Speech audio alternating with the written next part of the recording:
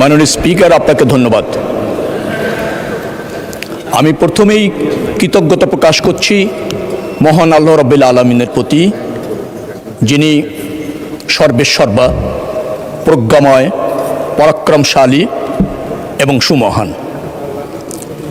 তিনি বিশ্বব্রহ্মাণ্ডের স্রষ্টা, মালিক এবং নিয়ন্ত্রক। তিনি মানুষকে কর্ম এবং দায়িত্ব অর্পণ করেন এবং সেই কর্ম এবং দায়িত্বের জবাবদিহি তার কাছে নিশ্চিত করেছেন সেই মহান রবের প্রতি।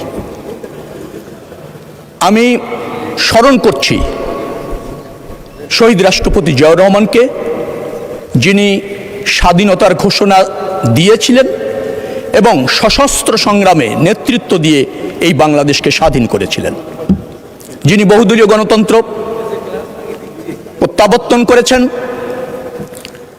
যিনি বাংলাদেশের মানুষের রাজনৈতিক চাহিদা পূরণের লক্ষ্যে বাংলাদেশি জাতীয়তাবাদ রাজনৈতিক দর্শন প্রতিষ্ঠিত করেছেন, তাকে স্মরণ করছি।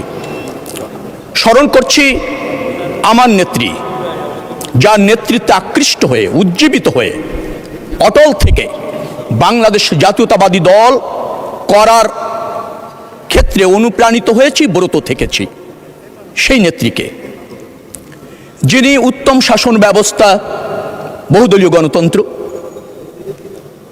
এবং সংসদীয় পদ্ধতির সরকার, যিনি উত্তম নির্বাচনী ব্যবস্থা, তত্ত্বাবধায়ক সরকার, টেকসই অর্থনীতি এবং জাতি এবং দেশের প্রয়োজনে অবিচল থাকা, আপোষহীন থাকার শিক্ষা আমাদেরকে দিয়েছেন, সেই নেত্রীকে স্মরণ করছি। স্মরণ করছি আমার এলাকার জনগণ, ঢাকা 10 আসনের যারা আমাকে নির্বাচিত করে তাদের প্রতিনিধিত্ব করবার সুযোগ করে দিয়েছেন। স্মরণ করছি সংসদ নেতা, মাননীয় প্রধানমন্ত্রী জননেতা তারেক রহমানকে, যিনি দীর্ঘদিন সংগ্রাম করে 17 বছর ফ্যাসিবাদের বিরুদ্ধে একটা সফল গণঅভ্যুত্থান করতে সফল হয়েছেন এবং আজকের যে পার্লামেন্টে আমরা কথা বলছি, সেই পার্লামেন্ট অর্থাৎ জনগণের পার্লামেন্ট প্রতিষ্ঠিত করবার জন্য দুর্বার আন্দোলন এবং সর্বশেষ একটা গ্রহণযোগ্য নির্বাচনের ক্ষেত্রে জাতির অভিভাবকের মতো ফাংশন করেছেন, তাকে স্মরণ করছি। প্রথমেই আমি দৃষ্টি আকর্ষণ করতে চাই মাননীয় সংসদ নেতার। মাননীয় সংসদ নেতা বাংলাদেশ জাতীয়তাবাদী দলের সংসদ সদস্য আমরা যারা আছি, তাদের প্রতিনিয়ত শিখাচ্ছেন, দিক নির্দেশনা দিচ্ছেন, অনুপ্রাণিত করছেন, নেতৃত্ব দিচ্ছেন, যার ফলে আমরা প্রতিনিয়ত কি শিখছি, পরিপক্ক হচ্ছি এবং অধিকতর যোগ্য হচ্ছি। কিন্তু তিনি যেহেতু সংসদ নেতা, অর্থাৎ সকল পার্লামেন্ট মেম্বারদের নেতা, এটা শুধু সরকারি দলের মধ্যে থাকলে পার্লামেন্ট মহিমান্বিত হবে বলে আমার কাছে মনে হয় না, বেশি কার্যকর হবে বলে আমার কাছে মনে হয় না। এটি বিরোধী দলের সংসদ সদস্য যারা আছেন তাদেরকেও ওনার সান্নিধ্য দেওয়ার প্রয়োজন রয়েছে। কারণ সেটি যদি হয়, তাহলে বিরোধী দল এবং সরকারি দল যদি যথোপযুক্তভাবে ফাংশন করে, তখন সেই পার্লামেন্ট জনবান্ধব হয়, জন আকাঙ্ক্ষা পূরণে সফল হয়। আমরা দেখতে পাচ্ছি বিরোধী দলের সংসদ সদস্যরা কোন বিধিতে কি বলতে হয়, কি করতে হয়, অথবা কোন ইস্যুতে সোচ্চার হতে হয়, অথবা কোনটি জাতীয় স্বার্থ, কোনটি সামষ্টিক স্বার্থ, অথবা কোথায় বিরোধিতা করতে হয়, কতটুকু করতে হয়, সে ব্যাপারে যথাযথভাবে ফাংশন করতে কোনো সময় ব্যর্থ হচ্ছেন। মাননীয় বিরোধী দলীয় সংসদ সদস্য এখানে আছেন, আমি তাকে কারাগারে দেখেছি। অত্যন্ত বিনয়ী মানুষ, অল্পভাষী মানুষ, পরিমিতিবোধ সম্পন্ন মানুষ, কিন্তু তিনি তাদের মেম্বার অফ পার্লামেন্ট সদস্যদেরকে যথাযথভাবে ফাংশন করতে কোথাও যেন বিচ্যুতি হচ্ছে বলে আমার কাছে মনে হয়েছে। মাননীয় স্পিকার, আমার কাছে এও মনে হয়েছে তিনি হয়তো অসত্য প্রকাশ করতে পারেন, যার ফলে সংসদ নেতার দায়িত্ব রয়েছে পুরা সংসদের স্বার্থে বিরোধী দলীয় নেতাদেরকে একটা কর্মশালা বা বিরোধী দলীয় সংসদ সদস্য যারা আছেন তাদেরকে আরেকটু শানিত করা, আরেকটু পরিপক্ক করা, কারণ তিনি তো সংসদের নেতা। অতএব মাননীয় প্রধানমন্ত্রী এই পদক্ষেপ যদি নেন, জাতির বৃহত্তর সাথে সেটা কাজ করবে বলে আমি মনে করি। মাননীয় স্পিকার, আপনি এই জাতির গর্বিত সন্তানদের একজন। আপনি মুক্তিযোদ্ধা, এ দেশকে স্বাধীন আপনি করেছেন। আপনি ওই চেয়ারে বসে যখন এই সংসদকে পরিচালিত করছেন, তখন এই সংসদ মহিমান্বিত হচ্ছে, জাতির আশা পূরণ হচ্ছে। এ দেশ যাদের রক্তের বিনিময়ে স্বাধীন হয়েছে তার সফলতা পাচ্ছে। মাননীয় স্পিকার, আমরা গণ আন্দোলন করেছি। আপনি ভালো করেই জানেন যে সফল গণ আন্দোলন প্রথমে রাজনীতিবিদরা শুরু করে, রাজনৈতিক দল শুরু করে। ফ্যাসিবাদী শক্তি সেই গণ আন্দোলন প্রতিরোধ করতে না পেরে রাজনৈতিকভাবে জুলুম, অত্যাচার এবং রাষ্ট্রযন্ত্রের ব্যবহার করে, যার ফলে 17 বছর আন্দোলনের ফলে ধীরে ধীরে একটি গণ আন্দোলন অপরিহার্য হয়েছিল এবং বাংলাদেশের সব শ্রেণী পেশার মানুষ সেই গণ আন্দোলনে অংশগ্রহণ করেছে এবং একটা সফল সমাপ্তি হয়েছে, ফ্যাসিবাদের পতন হয়েছে। কিন্তু আমরা দেখতে পাই যে সেই গণ আন্দোলনকে কোনো সময় আমরা কোনো একটি রাজনৈতিক দল বা গোষ্ঠীর অর্জন বিদায় প্রতিষ্ঠিত করার চেষ্টা করা হয়েছে। মাননীয় স্পিকার, 17 বছরে আমরা জীবন দিয়েছি আমাদের দলের অনেক হাজার হাজার ছেলেরা। মাননীয় স্পিকার, চূড়ান্ত আন্দোলনে 1400 শহীদ হয়েছেন আমাদের সব শ্রেণী পেশার মানুষ, যাদের রক্তের বিনিময়ে এখানে বলা হয়েছে আমরা এই সংসদে এসেছি। এটি অত্যন্ত সত্য। কিন্তু এই সংসদে যারা আমরা এসেছি সবাই তো জীবন দেওয়ার জন্য প্রস্তুত আমরা ছিলাম। মাননীয় স্পিকার, আমরা নির্বাচিত হয়ে সংসদে এসেছি, এই গণ আন্দোলনে নেতৃত্ব দিয়েছি। জীবন যায়নি, কিন্তু যেতে তো পারতো, জীবন দেওয়ার জন্য আমরা প্রস্তুত ছিলাম। অতএব কারো করুণায় অথবা কোনো গোষ্ঠী বা ব্যক্তির একক অর্জনে এই সংসদ নয়, এই সংসদ জনগণের সংসদ। মাননীয় স্পিকার, জুলাই আন্দোলন নিয়ে আমি একটি কথা বলতে চাই।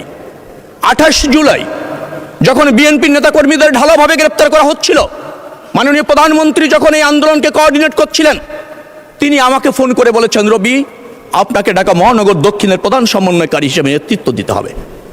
আমি দায়িত্ব নিয়েছিলাম, নেতৃত্ব দিয়েছি, ঝুঁকি নিয়েছি।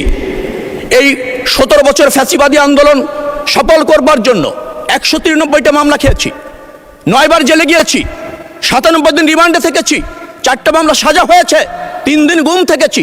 জাতির জন্য করেছি, প্রধানমন্ত্রীর নেতৃত্বে করেছি, বাংলাদেশের মানুষকে মুক্ত দেবার জন্য নেতৃত্ব করেছি। মাননীয় স্পিকার, আজকে বলা হয় 41 সালে যে রাজনৈতিক দলটি প্রতিষ্ঠিত হয়েছিল, যারা আমাদের বিরোধী দলে এখন আছেন, অনেক জাতীয় নির্বাচনে অংশ নিয়েছেন, এখনো পর্যন্ত জনগণ তাদেরকে ক্ষমতায় ভোটের মাধ্যমে আসীন করেননি। যন্ত্রণা তাদের থাকতে পারে, ব্যর্থতা তাদের থাকতে পারে, কিন্তু রাজনৈতিক স্বার্থে, জাতীয় স্বার্থে তাদেরকে রাজনীতি করতে হবে। 47 থেকে জাতীয় নির্বাচনের আগ পর্যন্ত বিরোধী দলের পক্ষ থেকে তাদের কর্মের জন্য ক্ষমাও চাওয়া হয়েছে, ভুল ভ্রান্তি মাপ চাওয়া হয়েছে। মাননীয় স্পিকার, 47 থেকে 85 বছর রাজনীতি করে নির্বাচনের আগে যাদের ক্ষমা চাইতে হয় কৃতকর্মের জন্য, সেটি কি রাজনীতি? সেটাকে কি রাজনৈতিক দল বলা যায়? অনুশোচনা কি তাদের হয়েছে? জনগণকে এখনো বিভ্রান্ত করার চেষ্টা করা হয়, জনগণকে কি বিভ্রান্ত করা যায়? জনগণ যদি বিভ্রান্ত হতো তাহলে এই 26-এর নির্বাচনে বিএনপি তো ব্রুট মেজরিটি পেত না। তারা তো জনগণকে বিভ্রান্ত করতে পারেনি, জনগণ বিভ্রান্ত হয় না। বাংলাদেশ জাতীয়তাবাদী দলকে কখনো ক্ষমা চাওয়া লাগেনি। 96-এর নির্বাচনের আগে আওয়ামী লীগের প্রধান বলেছিলেন, একবার আমাদের ভোট ভিক্ষা দিন। এবারের নির্বাচনকে আগে অন্য দলকেও আমরা দেখেছি ক্ষমা চাইতে, বিএনপি কখনো জনগণের কাছে ক্ষমা চায়নি। কারণ বিএনপি জনগণের পাশে থেকেছে, জনগণের স্বার্থে আন্দোলন করেছে। এদেশের স্বাধীনতা সংগ্রাম বলেন, স্বৈরাচার বিরোধী আন্দোলন বলেন, 75-এর আপনার সিপাহী জনতার বিপ্লব বলেন, বহুদলীয় গণতন্ত্র প্রতিষ্ঠার জন্য বিএনপির হাত দিয়ে হয়েছে। 11-এর সরকার এসেছিল, অসাংবিধানিক সরকার, সেই সরকারকে নির্বাচনের বাধ্য করার জন্য, নির্বাচন দেওয়ার জন্য বিএনপি আন্দোলন করেছে। 17 বছরে বিএনপি জুলুম অত্যাচারের বিরুদ্ধে, ফ্যাসিবাদের বিরুদ্ধে আন্দোলন করে সফল গণ অভ্যুত্থান করেছে, যার জন্য জনগণ জানে বিএনপিকে তাদের ভোট দিতে হবে। কারণ বিএনপি দ্বারাই এদেশের স্বাধীনতা, সার্বভৌমত্ব, এদেশের বহুদলীয় গণতন্ত্র, এদেশের গণমানুষের শাসন, জবাবদিহিমূলক সরকার, জবাবদিহিমূলক সংসদ প্রতিষ্ঠিত করা সম্ভব। অতীতে হয়েছে, এখন হচ্ছে, ভবিষ্যতে হবে। এই জন্য বিএনপি একটা প্রতিষ্ঠিত রাজনৈতিক দল। মাননীয় স্পিকার, গণভোটের কথা বলা হয়েছে।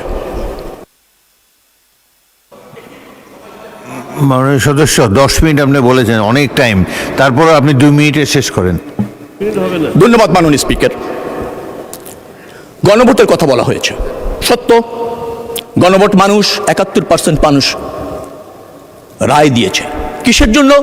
জুলাই সনদ বাস্তবায়ন করবার জন্য। জুলাই সনদ কি? যে জুলাই সনদ আমরা রাজনৈতিক সমঝোতার ভিত্তিতে সমস্ত রাজনৈতিক দল সই করেছি, একমত হয়েছি। কিছু সাংবিধানিক সংস্কার আছে, অন্যান্য সংস্কার আছে, এটা আমরা বাস্তবায়ন করতে বদ্ধপরিকর, অঙ্গীকারবদ্ধ। মাননীয় প্রধানমন্ত্রী তা বলেছেন, আমাদের দল সেটা ধারণ করে এবং বাস্তবায়ন করবার জন্য অঙ্গীকার করেছে। আমরা জুলাই সনদের বাস্তবায়ন চাই। যে সনদের বাস্তবায়ন চাই সেটি হচ্ছে যেটা জাতি বা রাজনৈতিক দল সই করেছে, তার বাস্তবায়ন চাই। তার জন্য 71% মানুষ ভোট দিয়েছে জুলাই সনদ বাস্তবায়নের জন্য। সেটা বাস্তবায়ন হবে। কিভাবে হবে? সেই জায়গায় 51% ভোট দিয়েছে মানুষ বিএনপিকে, যে বিএনপি যেভাবে চেয়েছে, যেভাবে সই করেছে, সেভাবে বাস্তবায়ন হবে। 20% মানুষ এর সাথে একমত হয়নি। 71 থেকে যদি 51 আপনি বাদ দেন, তো 20% গ্রহণযোগ্য হবে নাকি 51% মানুষের সমর্থন গ্রহণযোগ্য হবে? যে রাজনৈতিক দলটি এটা বোঝেন না, বুঝতে চান না, মানুষকে বিভ্রান্ত করতে চান। আমি বারবার বলছি, 41 থেকে জন্ম নিয়ে এই পর্যন্ত জনগণ আপনাদেরকে নির্বাচিত করেনি, কারণ নির্বাচনের আগে আপনারা মানুষকে বিভ্রান্ত করে, কৌশল পরিবর্তন করে এক এক নির্বাচনে এক একভাবে আবির্ভূত হন। এটা রাজনৈতিক দলের দায়িত্ব না। রাজনীতি শিখুন, রাজনীতি করুন, রাজনৈতিক প্রতিযোগিতা করুন, তাহলে দেশ অগ্রগতি হবে, গণতন্ত্র প্রতিষ্ঠিত হবে এবং আপনারা আমরা সবাই মিলে একটা রাজনৈতিক সৌহার্দ্যপূর্ণ পরিবেশ প্রতিষ্ঠিত করতে পারবো। সময় কম। মাননীয় স্পিকার, আপনাকে অসংখ্য ধন্যবাদ। মাননীয় প্রধানমন্ত্রীর নেতৃত্বে এদেশ এগিয়ে যাচ্ছে, এগিয়ে যাবে এবং এদেশের মানুষ তার উপর আস্থা রেখেছে, দলের উপর আস্থা রেখেছে। বিএনপি যে কোনো মূল্যে সেই আস্থা রাখবে ইনশাআল্লাহ। মাননীয় সদস্যবৃন্দ, আমাকে হুইপবৃন্দ জানিয়েছেন যে তারা ক্যালকুলেটরে হিসাব করে সময় নির্ধারণ করে দিয়েছেন, সময় বাড়ানো যাবে না। সুতরাং যেই সময় আমি এখান থেকে অ্যানাউন্স করব তার মধ্যে আপনাদের বক্তব্য শেষ করবেন, ঘড়ির দিকে লক্ষ্য রাখবেন। পরবর্তী বক্তা মোহাম্মদ